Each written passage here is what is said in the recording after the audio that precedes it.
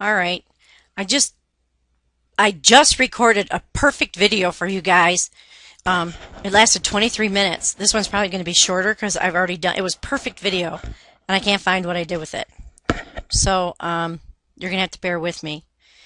This is flipped learning or the flipped classroom. So what is a flipped classroom? Well, first of all, let's take a look at a traditional classroom. Traditional classroom, you go to school, teach your lectures, assigns you homework, and you leave. Oh, excuse me. You leave, you do your homework, you come back. It's the same thing day in, day out. Flipped learning is a little bit different. A flipped classroom is different. What it is I'm going to make a video like the one I have right here, and then I'll post it, and you will watch it for homework. The videos will probably tend to last about 10 minutes. Today it is going to be short or longer because I'm going over with the flipped learning. The benefits to this is you can watch this away from school, at home, in your car, on your way to a sports event, one time, two times, three times, 10 times, as many times as you want to. If you don't have time to squeeze me in or listen to my lecture before you go to bed, maybe you want to wake up at 4:30, 5 o'clock in the morning, and you can get this in. All right? What happens if you don't have a flip video? Or you don't have, I'm getting tired. If you don't have a computer access at home, you just bring in those little pluggy things in. I can't even think of it right now. You bring in a flash drive, and we'll put it on your flash drive, and then you can hopefully watch it. And if you can't, we'll figure something out. I'll burn a DVD for you, so you can take it home and you can watch it. Some students last year watched it at their home school before they came in. The trick is it's got to be done before you come to class, because there'll be an activity surrounded by the concepts that you were supposedly have gone over the night before, and then I just reinforce it. So learning, it's supposed to be more beneficial for you. Studies show that it's more beneficial for you, and that it works. So this is your introduction to it. You can watch me as many times as you want. If I'm talking too fast and you want to write your notes down, you can stop me. If you're the type of person that likes to hear and see, then this is perfect for you. And you can stop me. When I'm lecturing in the classroom, you can't stop me. Okay? So let's take a look at the last chapter for Chapter 5. So far we've talked about complete blood counts. We've talked about white blood counts. We've talked about doing looking at hemoglobin, hematocrit, PT, PTT, electrolytes like sodium, potassium, chloride. We looked at urine. We looked at culture and sensitivities. And we looked at, yesterday we looked at the poo. We looked at fecal testing. Today we're going to talk about other kinds of tests that don't necessarily have to do with blood, like, for instance, an EKG, an electrocardiogram. Every muscle in your body is initiated by an electrical impulse, and that's no different than your heart, and you learned that last year. And we can monitor how these electrical impulses travel through the heart through the use of an electrocardiogram. So the purpose of an EKG or an ECG is to monitor how the electrical impulses travel through your heart. And there's a lot that we can see with this ECG reading or an EKG reading. We can look at a 12 lead, and we can determine if you have a left bundle branch block or if you have a right bundle branch block. We can look and see if there's EKG changes that you might have some ischemia or injured tissue of your heart. And what they do is they take these leads, and these leads are electrical wires, and they attach to your torso, okay, and it picks up the electrical activity in your heart. And the activity is converted to a visual image, okay, and that image is the EKG monitor that you see in ICU, or it's the strip that you read. And when we get to the cardiovascular system, nobody is doing EKG technician for their self-study. So, and we have plenty of boys in the classroom, we can, I can show you guys, we can have a whole class demonstration and I can show you guys how to do an EKG and what to look for in one. So you can go to the doctor or you're in the hospital and you have chest pain, so they do a stat EKG. You go to a doctor's office for a physical, they can do an EKG at the bedside or when you're in the doctor's office. Or you can go to your doctor and you can complain, I'm feeling chest flutters, or I'm feeling chest pain when on exertion. Whatever, you're complaining of symptoms. So the doctor does an EKG on you and it doesn't show anything. Well, that's when a doctor will sit there and say, let's order a Holter monitor for you. And you wear the Holter monitor. And the purpose of it is to monitor your electrical activity within your heart over a period of 24 hours. And it can be more than 24 hours. So what they do is they attach the leads to your body, and the Holter monitor itself attaches to the belt or shoulder strap. And you wear it. And you wear it and you resume your everyday activity. It does you no good to wear a Holter monitor and then you sit in a chair because you're afraid to move. You're supposed to move with the Holter monitor on. If you exercise, they want you to exercise. If you stack wood, they want you to stack wood. And they want you to record that activity. And then if you feel symptoms, they want you to record that activity as well. So at the end of the 24-hour period, you can take it to the doctor and then they look at your journal that you've kept with all the activities that you've done, and they compare it to the readings that they get. Okay? And then they can do some further testing if need be. So that's a Holter monitor. The next thing, the next diagnostic test that we're going to talk about is stress testing. So you wear the Holter monitor, and maybe it shows with exertion that you're having some chest pain or whatever, so they'll order a stress test. Sometimes you may have elevated cholesterol or something, and they want to identify heart disease, so they'll order a stress test. Or you get to a certain age and they order a stress test because they want to see if you're going to have chest pain or shortness of breath or lightheadedness. You're going to have symptoms with exertion. So that's what they do. They order a stress test. So, sorry. So what happens is a patient walks on a treadmill at varying speeds and inclines. They make inclines. They want you to sweat. If you're unable to walk, then they inject a drug that causes a rapid heartbeat that mimics exercise. And they do an EKG and they monitor your blood pressure. Okay? That's what they do. In some cases, radioactive dye is injected into the bloodstream and then an image of the heart's taken. EKG dye images are analyzed for evidence of deficient or not enough blood flow or decreased blood flow to the heart. It can suggest a clogged artery, and then you can get a stent put in or whatever. Scopes. Scopes are things like that they use to visualize. They insert a lit tubular camera, and the tube is probably about as thick as your pencil. Okay? So if I have a pencil, good gravy, not this pencil. That'd be an uncomfortable tube. But if I were to get, not this one either. That's not a pencil though, that's a crayon. That'd be too thick. This pen, it's about the size of a pencil. Okay, that's about how thick the tube is. And there's usually a light on the end of it, and they insert it into a region of your body to obtain a better view. The most common one, shnikes. The most common one is an otoscope. All of you've had an otoscopy done when you were a child. They look inside your ear.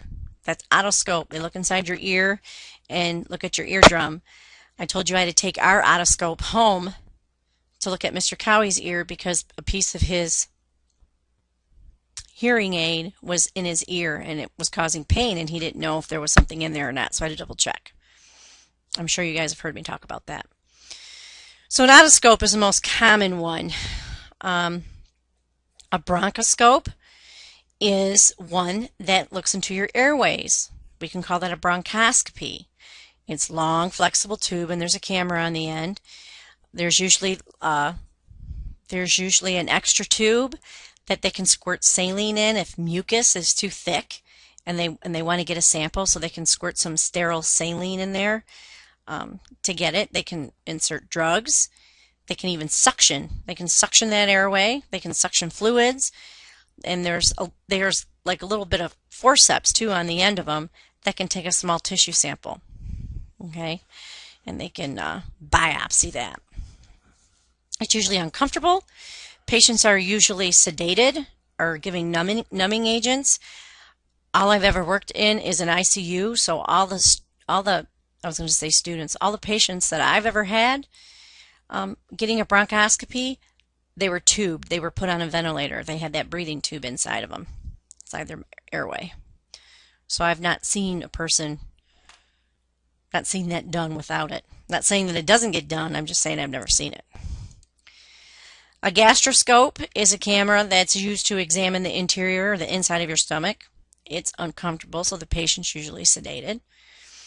A laparoscope is a camera used to visualize the abdominal region. If you've had your gallbladder out or you've had your appendix out, you could have had an appendectomy done laparoscopically, which means they use that camera. You don't have a 4 to 6 inch incision for your appendix like I do. I have an incision like about that long for my appendix. But for my gallbladder, I've got these little minor incisions that are everywhere because I had it done laparoscopically. Okay? It requires high levels of sedation. It's surgery. A colonoscopy visualizes your colon, right? And it's got the camera. Yesterday we talked about diverticulitis. We talked about cancer growths. We've talked about tumors, hemorrhoids. We talked about all of that stuff. And you can get a colonoscopy and they can look for those things. And I think you guys seen one last year. I'm not sure. If you didn't, when we touch on the GI system, you'll definitely get to see it. Okay, because I think it's important that you guys see that. A cystoscope is used to view the bladder, the inside of the bladder. You can see this is generally what the scopes look like, even for like a bronchoscopy. This is the eyepiece that the doctor will look in, right? This is the long flexible tube that I said is about the size of your pencil.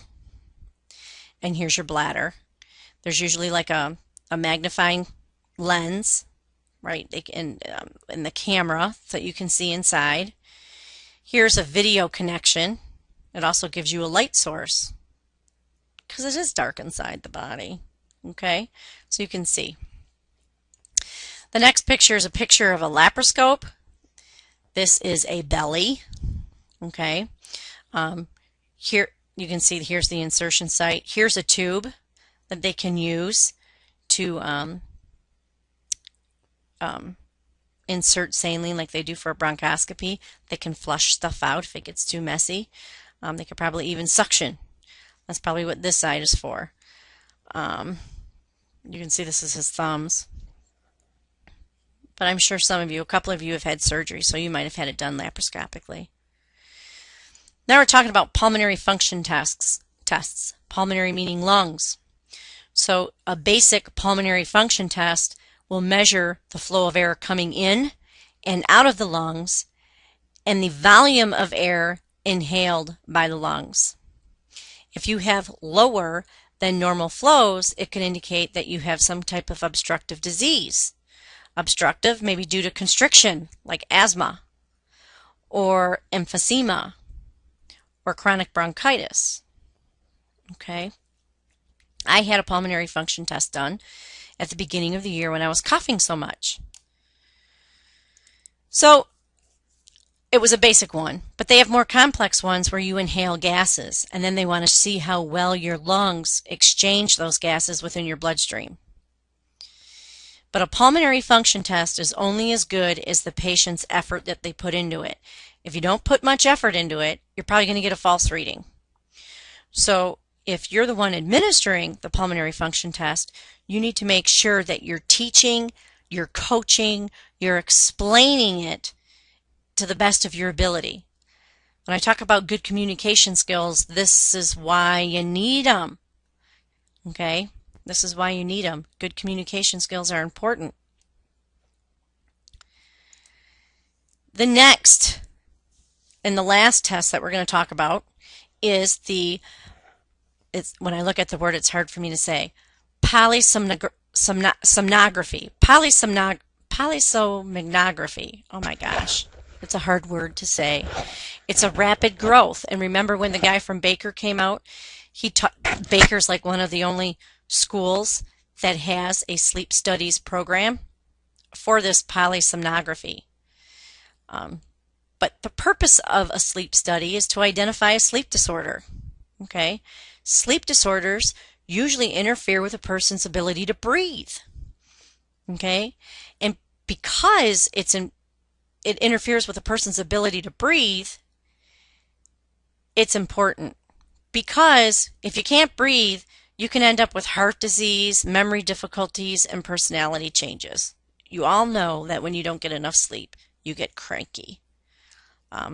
And your memory doesn't work as well.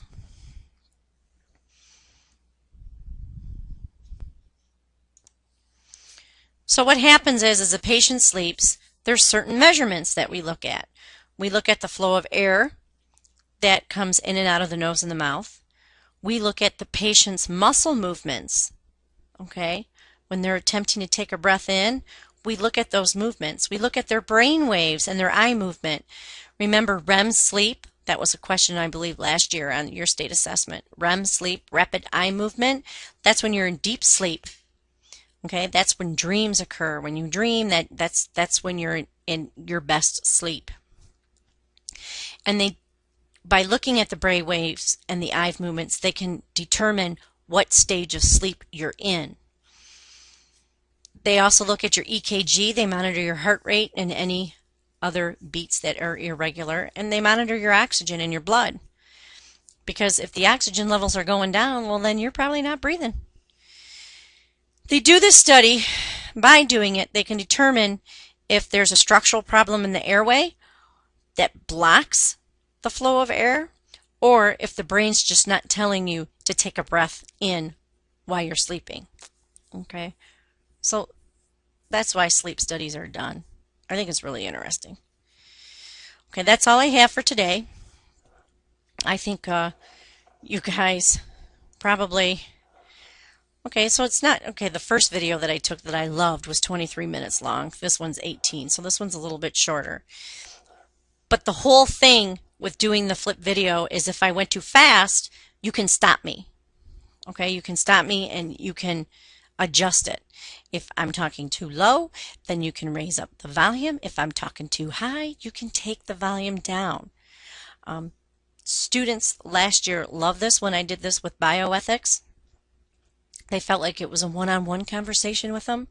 Yes, I'm looking at you right now and I'm making sure, or you better make sure that you're behaving for the sub.